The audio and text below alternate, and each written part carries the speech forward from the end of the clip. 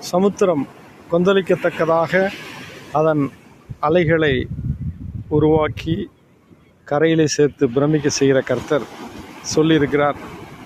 சமுத்திரம் ஜலத்தினால் நிறைந்திருக்கிறது போல பூமி கர்த்தரை அறிகிற அறிவினால் நிறைந்திருக்கும்.